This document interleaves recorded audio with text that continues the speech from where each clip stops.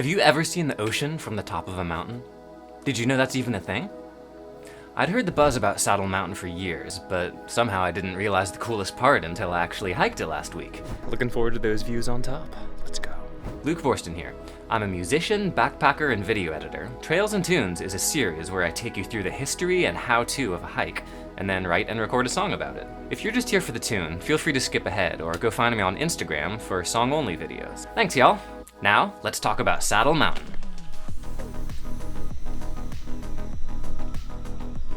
The northern Oregon Coast Range can be a confusing place to wrap your head around. What was once an endless stretch of impenetrable old-growth forest has been transformed over the past 150 years by logging and fires into the strangely balding patchwork of greenery that we've become accustomed to driving through on our way to the beach. Cruising through from Portland, it's easy to miss out on the fact that this region has a rich history and an abundance of unique hiking trails. One of the most stunning and singular payoffs in this area comes from Saddle Mountain, arguably the most iconic peak in the northern Coast Range. Don't worry, Mary's Peak. I still love you, and we'll get to you later. The highest point in Clatsop County, Saddle Mountain has an elevation of 3,290 feet, and the trail itself is about 5 miles out and back, making for an elevation gain of just over 1,600 feet. And now for a brief history. Saddle Mountain was formed about 15 million years ago during the Miocene, when an ancient lava flow of Columbia River basalt touched the ancient Pacific Ocean. And the mountain itself is actually believed to have served as a refuge for many plant species during the last ice age. When much of the surrounding landscape was covered with ice, the height and prominence of this peak allowed for a fragile ecosystem of life to continue.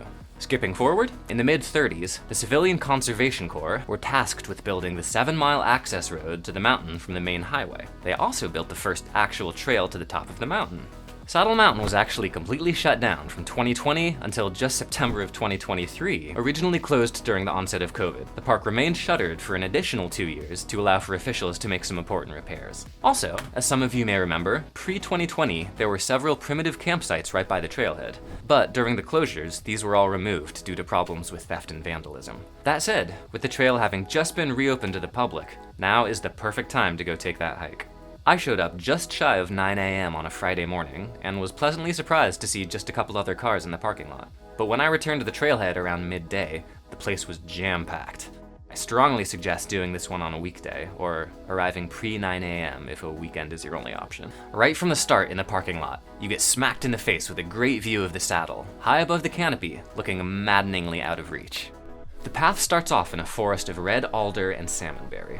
Early on, you pass a few startlingly large stumps, out-of-place seeming reminders that this used to be an old-growth forest of epic proportions, prior to the series of fires in the 30s and all of the logging. Doug firs and Sitka spruce spring up around you after just about a quarter mile, and there's an optional side path to the Humbug Mountain Peak, a nicely abbreviated destination viewpoint if you're hiking with small kids. You come across increasingly interesting flora, some cool rock formations, and you start to encounter some kind of built-in steel mesh kind of trail traction, meant to prevent you from slipping, which you will be thankful for.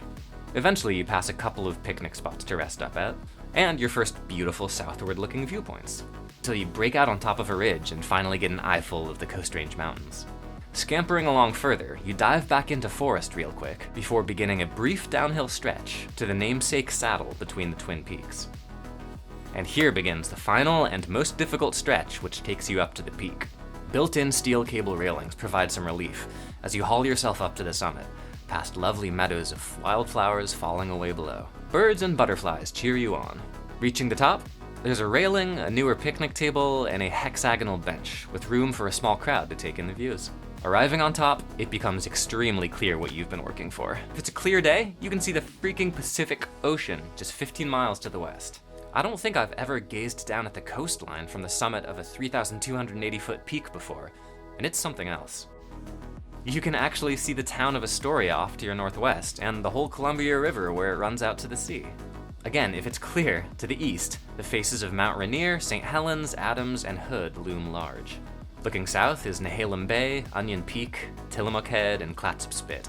I was actually lucky enough to have the whole spot to myself for a few minutes. I met and spoke with some nice folks up there, and then after about 20 minutes of gazing, I headed back down. This is not the most difficult hike on the map, but it will get you breathing hard. It'd actually make for a great early season hike to break in your trekking legs, or as a stopover on your way back from a weekend at the coast. All that said, Here's a little tune to help you remember Saddle Mountain.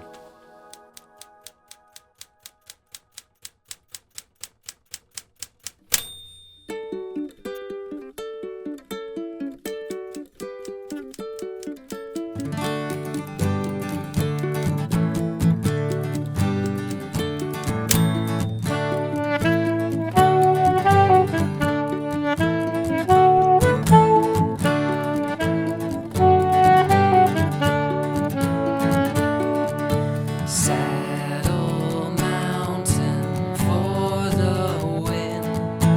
Northern Coast Range, Oregon. 50 miles from Portland town. At least 3 hours up and down.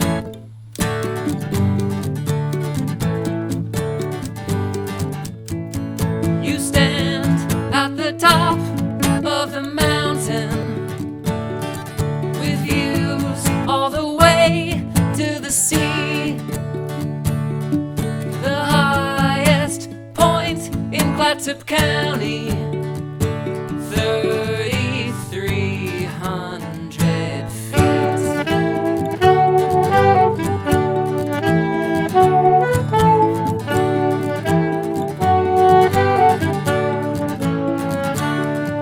An Ice Age refuge back in time for the silver spot butterfly, and it was built by the Civilian Conservation